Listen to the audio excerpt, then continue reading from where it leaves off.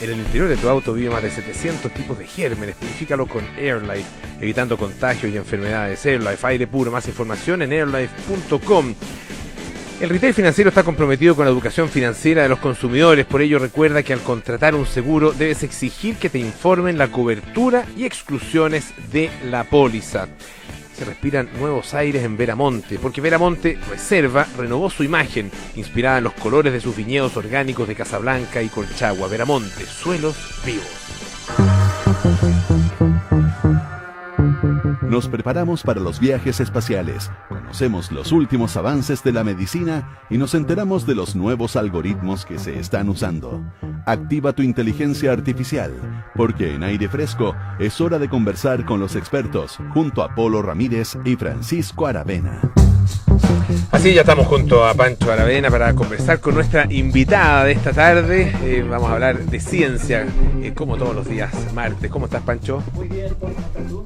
Todo bien, gracias. Oye, trabajo en algo muy interesante, porque es en torno a una enfermedad, a una condición que la verdad ha obsesionado a muchos investigadores de distintas disciplinas. Se trata del autismo.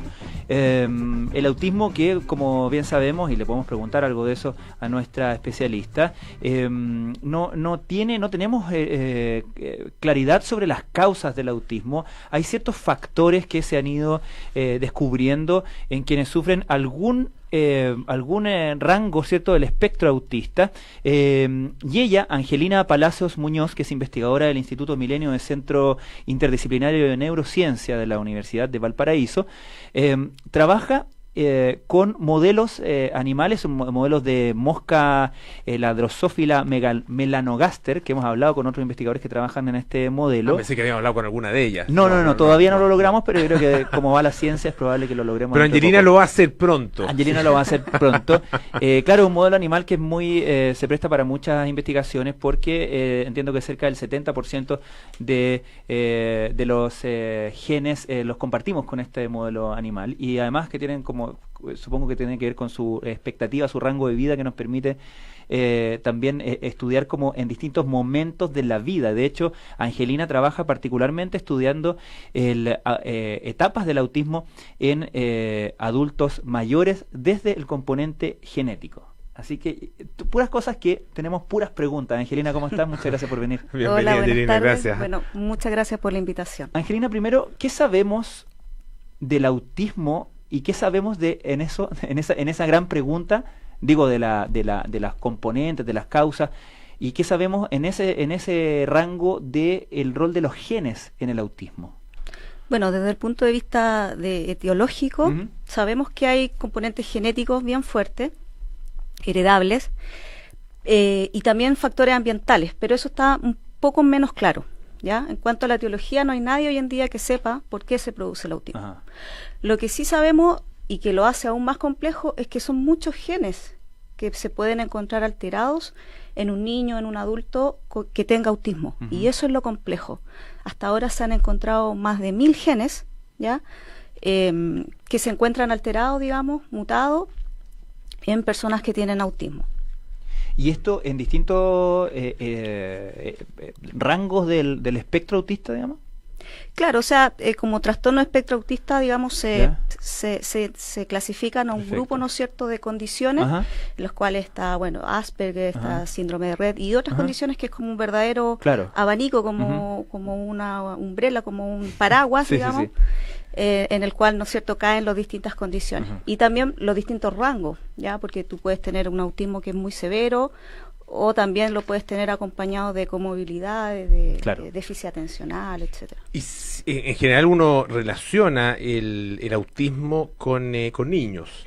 Sí. Es como niño con autismo, niño autista, ¿no es cierto? Es como la relación más directa.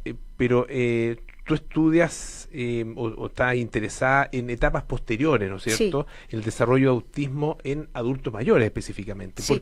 ¿Por qué? Bueno, ¿qué pasa con el autismo, digamos, a lo largo de la vida de la persona? Y bueno, en este caso de estas pequeñas moscas que tú estudias. Sí, bueno, como ustedes bien lo dijeron, La base de esto es un poco es lo que el tema de los genes, que compartimos, ¿no es cierto?, los mismos genes, por lo tanto, nosotros no es que tengamos moscas autistas, sino que podemos estudiar la función de esos genes que están alterados en personas con autismo en este organismo modelo, que en este caso es una mosca.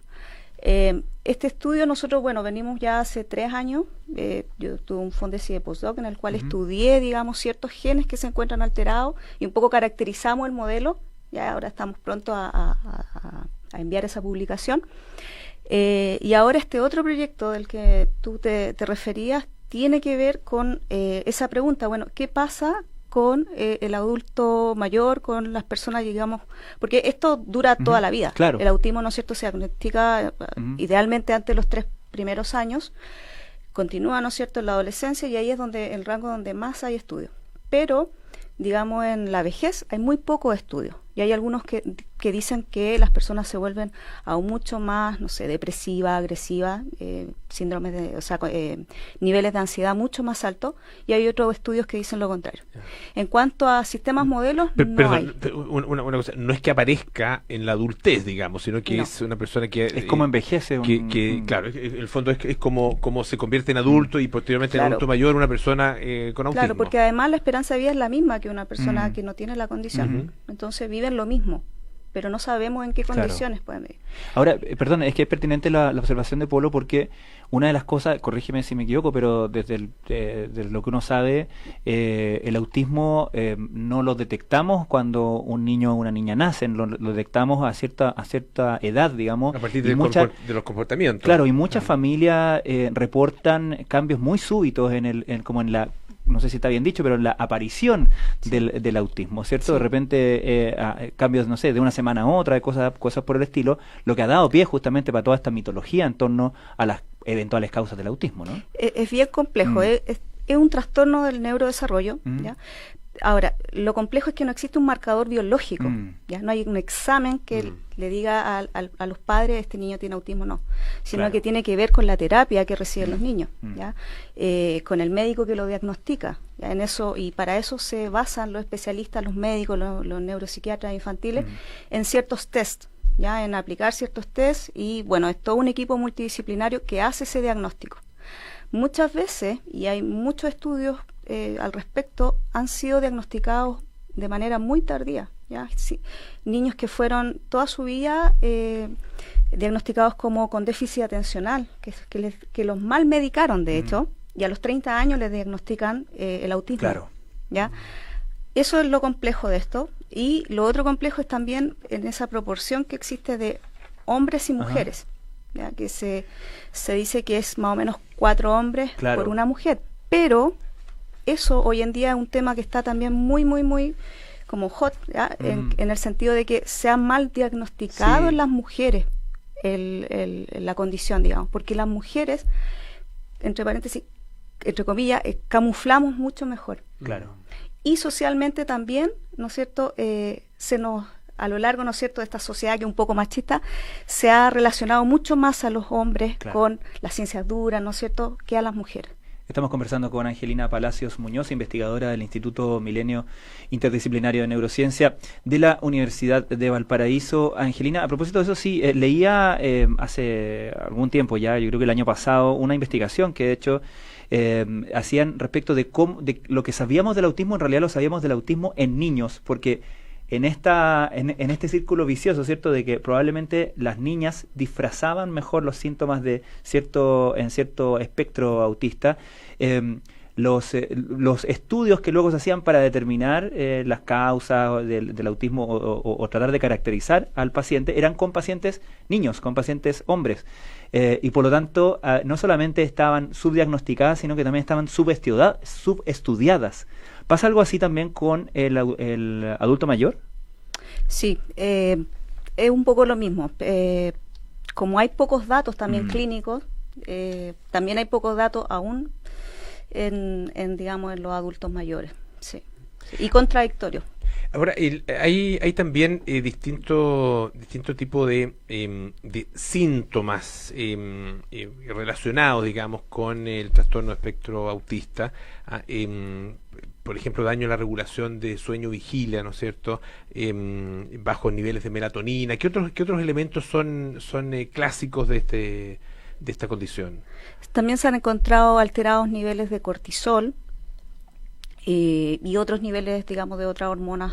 También tú las puedes encontrar reguladas por ciclos circadianos. Ya. Y se estudia también de alguna manera la relación causal de ese tipo de la presencia, digamos, de ese tipo de síntomas con autismo, o son simplemente condiciones que se dan al mismo tiempo sin una relación entre ellas. Bueno, eso fue un poco lo que el resultado del estudio que nosotros hicimos recientemente, de si es que era el reloj biológico el que estaba alterado en estos modelos, o sea, siempre desde el punto de vista de un modelo biológico. Un modelo biológico, sí. Y lo que nosotros pudimos ver, que es bastante relevante, pensando en que nosotros también tenemos un reloj biológico muy conservado entre humanos y moscas. Ya, o sea, hace un par de años atrás el premio Nobel se lo ganaron 3 investigadores que trabajaron, ¿no es cierto?, y descubrieron el mecanismo molecular del reloj biológico en moscas y vieron que estaba conservado, o sea que con los humanos compartíamos otros parecido, ¿no es cierto?, genes, pero era bastante conservado. Entonces nosotros hicimos una investigación similar, dijimos, bueno, el sueño está alterado en estas moscas que tienen estas mutaciones, en estos genes, digamos, autistas. Vimos que sí, estaba alterado el sueño. Dijimos, bueno, el sueño está gobernado por 2 grandes mecanismos, que uno es como el homeostático y el otro el reloj biológico, el circadiano. Y vimos que el reloj biológico mismo no estaba alterado, pero sí el componente homeostático. Y eso nos da cuenta de lo robusto también que es nuestro reloj biológico. O sea, son otros los componentes, ya más que nada, más bien homeostáticos, ya en cuanto a cuánta recuperación de sueño tú necesitas si pasas una noche sin dormir, por ejemplo. Ese es como lo homeostático. Eso estaba alterado en estas moscas, digamos, modelos de autismo. ¿Y eso tiene un correlato con la experiencia clínica con los pacientes autistas? Cerca del 80% de las personas con autismo tienen trastorno de sueño. Y eso agrava aún más la condición y lo afecta no solo a la persona, sino que también al entorno familiar. Tienen problemas en dormir, ¿no es cierto? Se despiertan, las latencias del sueño están alterados y eso muchas veces puede incluso agravar más la condición. Estamos conversando con Angelina Palacio Muñoz, que es investigadora del Instituto Milenio, Centro Interdisciplinario de Neurociencia de la Universidad de Valparaíso. ¿Hacia dónde están dirigidas tus investigaciones en este tema en particular? ¿Cuáles un poco son las perspectivas futuras? Bueno, ahora, como tú bien decías, me acabo de adjudicar un FONDESI, que es un nuevo proyecto que esto de financiamiento, digamos, por 3 años más, en el cual vamos a empezar a explorar en estos modelos, ¿no es cierto?, de moscas con distintas mutaciones en genes de autismo más clásicos, genes que tienen que ver con regulación de sinapsis, que son importantes para la transmisión nerviosa a nivel del sistema nervioso, pero verlo en moscas que son ahora que están envejecidas, ya, porque el envejecimiento también se puede estudiar en estas moscas. Ya tenemos vías, ¿no es cierto?, que están muy conservadas entre el envejecimiento humano y las moscas. ¿Ya? También por este componente genético, obviamente. Entonces la idea es un poco ver, bueno, qué pasa, un poco explorar esta pregunta que nadie sabe en el fondo, qué pasa, por ejemplo, con la transmisión sináptica en una mosca que está envejecida, ¿no es cierto?, en una control, versus una que tiene alterados genes que se han encontrado mutados en personas con autismo.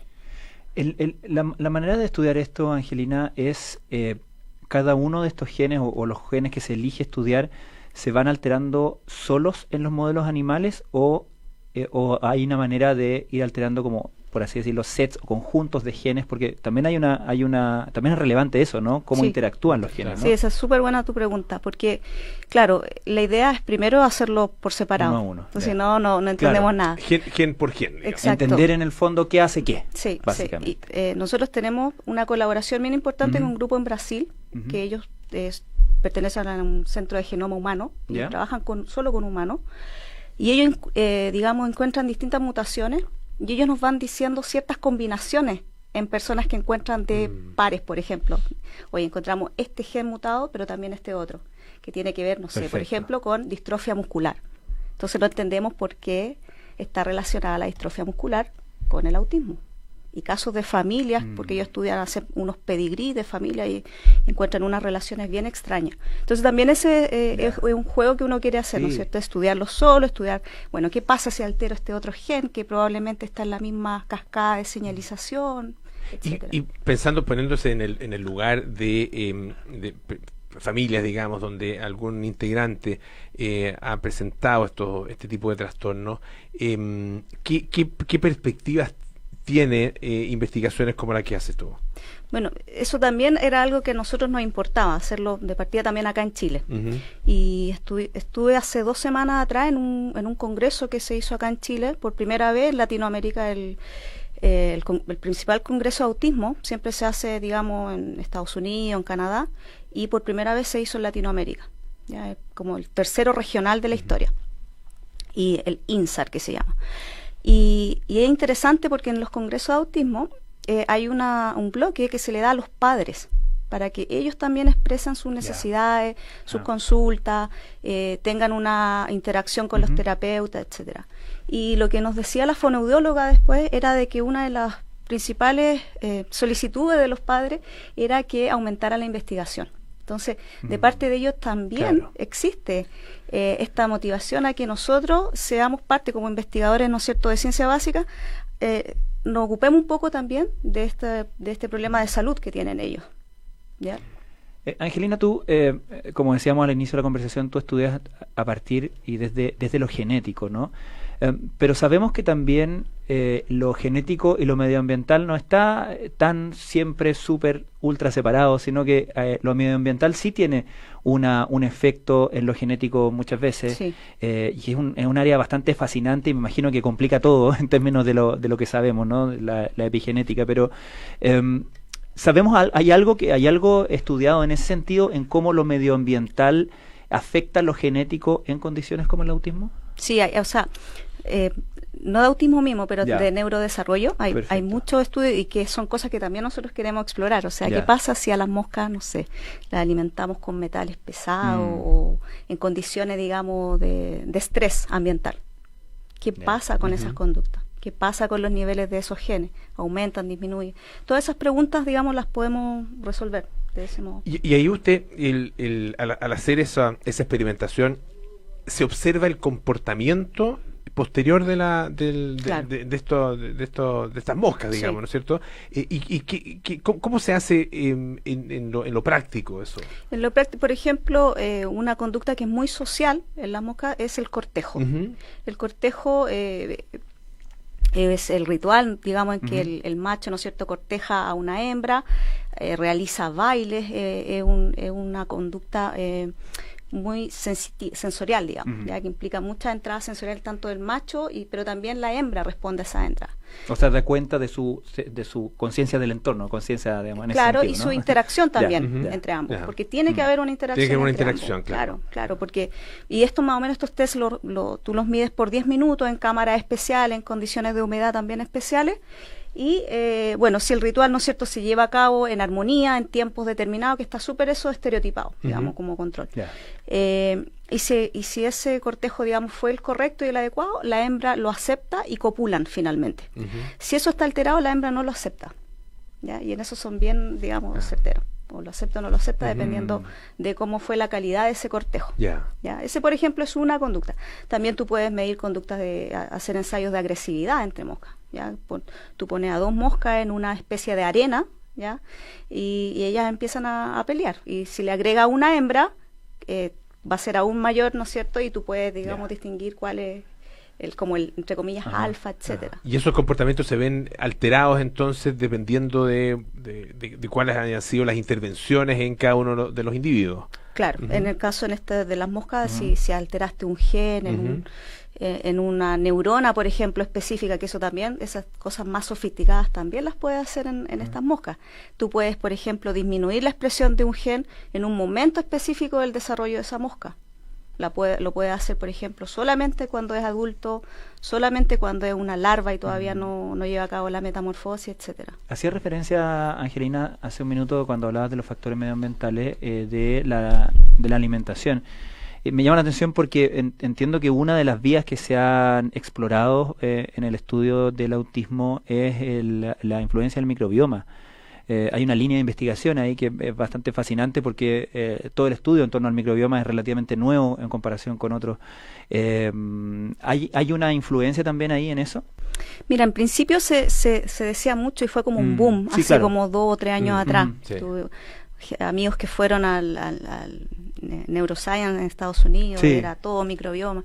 Pero en verdad, en nuestro laboratorio también hay una línea, Valeria Silva, investigadora también de nuestro centro, ha llevado a cabo esa línea y han visto que en verdad no hay mucha influencia, al parecer, pero no con el tema autismo, sino que con reloj biológico, más que nada, que es una línea fuerte de nuestro laboratorio. Ajá. Ahí está John Ewert, sí, que es nuestro PI, el investigador principal de nuestro laboratorio.